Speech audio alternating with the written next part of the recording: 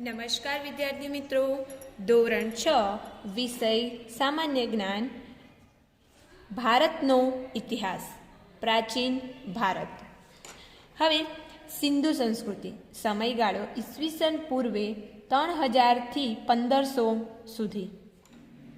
શોધ તો ઈસવીસન 1921માં દયારામ સાહની દ્વારા હડપ્પા પંજાબ પાકિસ્તાનની શોધની એક નવીન સભ્યતાની જાણકારી મળી. પુરાતત્વવાદીઓએ તેને હડપ્પા સંસ્કૃતિ અથવા તો સિંધુ ઘાટીની સભ્યતાને નામ આપ્યું. આ સભ્યતાની લિપિ વાંચવામાં કોઈ સફળતા મળી નથી. એની લિપિ એટલે કે એની જે ભાષા છે એ વાંચવામાં કોઈ સફળતા મળી નથી. વિસ્તાર તો સિંધુ ઘાટીની સભ્યતાનો ફેલાવો પંજાબ, સિંધ, બલુચિસ્તાન, ગુજરાત, રાજસ્થાન, પશ્ચિમી ઉત્તર પ્રદેશના સરહદી વિસ્તારોમાં હતા. આ સંપૂર્ણ વિસ્તારો ત્રિકોણાકાર હતા, જેનું ક્ષેત્રફળ 12,99,600 ચોરસ કિલોમીટર છે. હવે સિંધુ સભ્યતાના પ્રમુખ સ્થળ અને શોધકર્તા. તો સ્થળ એના શોધ કોણે કરી, એ કયા વર્ષમાં થઈ અને કયા નદી કિનારે કે સાગરો આગળ આવેલી છે. હડપ્પા પંજાબ અને પાકિસ્તાનમાં હડપ્પા સંસ્કૃતિની શોધ થઈ, એ દયારામ સાહનીએ કરી 1921 અને રાવી નદી કિનારે. મોહેન્જો-દડો સિંધ પાકિસ્તાન રખાલદાસ બેનર્જી 1922માં સિંધુ નદી કિનારે. ચન્હુ-દડો એન ગોપાલ મજુમદાર 1931 સિંધુ નદી કિનારે. રોપાર પંજાબમાં યજ્ઞદત્ત શર્મા 1953માં સતલજ નદીમાં. રંગપુર ગુજરાત મોગો સ્વરૂપ વત્સર અને રંગનાથ રાવ 1953માં માબર નદીમાં. કાલીબંગન રાજસ્થાનમાં ડૉક્ટર એ ઘોષ 1953માં ધગદર નદી. લોથલ ગુજરાત એસ.આર. રાવ 1963માં ભોગાવો નદી. હવે આ ગુજરાત છે તો ગુજરાતનું તો આપણે યાદ રાખવું જ જોઈએ કે લોથલ એ કોણે કરી હતી શોધ, એસ.આર. રાવે. અને કયા વર્ષમાં, તો 1954માં થી 1963માં થઈ. સુરકોટડા ગુજરાતમાં જે.પી. જોશીએ અને ધોળાવીરા ગુજરાત પણ જે.પી. જોશીએ. પણ કયા વર્ષમાં, તો 1972 થી 1975માં થઈ હતી. કોની, તો સુરકોટાની. અને ધોળાવીરાની કોની થઈ હતી, તો 1963 થી 1968માં. પણ ધોળાવીરા કઈ, અરબ સાગર આગળ. અને ભોગાવો નદી કિનારે શું, તો સુરકોટા. આ કોઠો વાંચવાનો જેથી કરીને કે તમને પ્રશ્ન પૂછાઈ શકે કે લોથલ એ ગુજરાતમાં શોધ થઈ હતી તો કોણે કરી હતી, તો એસ.આર. રાવે કરી હતી. આવી રીતના ઘણા બધા પ્રશ્નો બનાવી શકાય.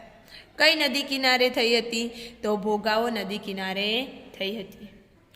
સિંધુ સંસ્કૃતિની વિશેષતાઓ.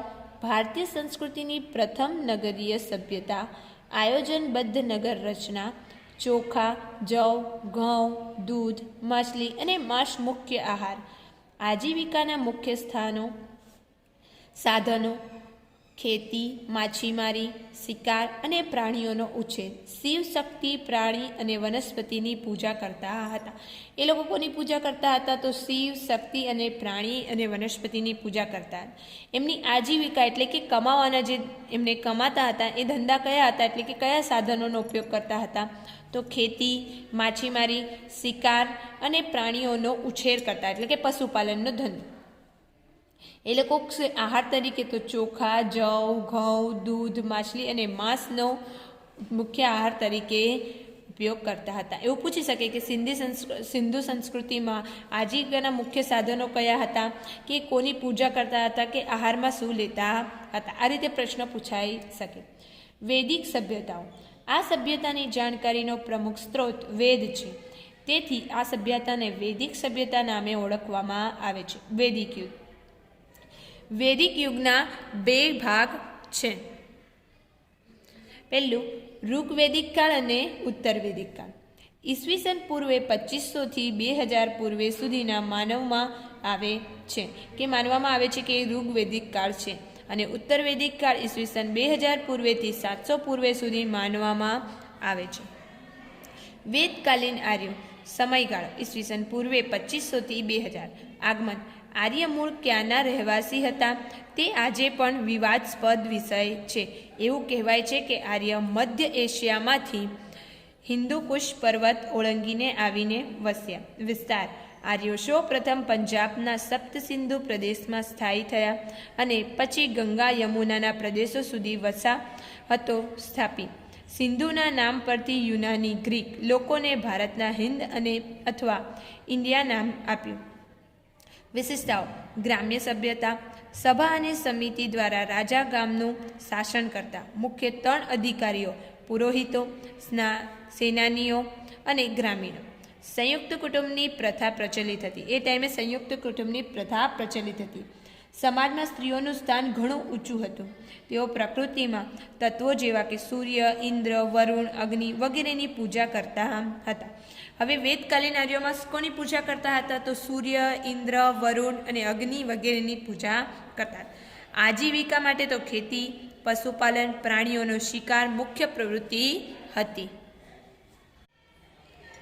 ઉત્તરવેદી કાલીન સમયગાળો ઈસવીસન પૂર્વેથી 2000થી 700નો માનવામાં આવે છે. અને વિશેષતાઓ: બળવાન રાજ્યશાહીની શરૂઆત, સ્થાયી લશ્કરી વ્યવસ્થા, પ્રજાપતિ બ્રહ્મા, વિષ્ણુ, મહેશની પૂજા કરી હતી. ભાગવત ધર્મ અસ્તિત્વમાં આવ્યો. પૂષણ દેવતા શૂદ્રોના દેવતા હતા. સમાજ વ્યવસ્થામાં 4 ભાગમાં વહેંચવામાં આવી હતી: બ્રાહ્મણ, ક્ષત્રિય, વૈશ્ય અને શૂદ્ર. એ સમયે 4 ભાગમાં વહેંચવામાં આવ્યા હતા સમાજને: બ્રાહ્મણ, ક્ષત્રિય, વૈશ્ય અને શૂદ્ર. સાહિત્યનો વિકાસ: રામાયણ, મહાભારત, સૂત્ર, ઉપવેદ, વેદાંગ અને દર્શનશાસ્ત્ર. મહાભારત, રામાયણ, સૂત્ર આ બધાનો કયા એનામાં સમયમાં થયો હતો? તો ઉત્તર વેદકાલીન આર્યોના સમયમાં થયો હતો. મગધ શાસનકાળ સમયગાળો ઈસવીસન પૂર્વે 603થી 324. રાજધાની પાટિલપુત્ર. મુખ્ય રાજકર્તાઓ: બિંબિસાર, અજાતશત્રુ, શિશુનાગ, કાલોશોક, મહાપદ્માનંદ અને ધનાનંદ. સિકંદરનું આક્રમણ સમયગાળો: સિકંદરે આક્રમણ કર્યું હતું એ સમયગાળો હતો કે ઈસવીસન પૂર્વે 326થી 324. ઈસવીસન પૂર્વે 326માં મેસેડોનિયા, ગ્રીસ એટલે કે હાલ જે ગ્રીસ કહીએ છીએ એ મેસેડોનિયાના બાદશાહ એલેક્ઝાન્ડર એટલે કે જેને આપણે સિકંદર કહીએ છીએ એ ભારત પર આક્રમણ કર્યું. ઝેલમ નદીના કિનારે પંજાબના રાજા પોરસ સામેના યુદ્ધમાં સિકંદર વિજય નિવડ્યો.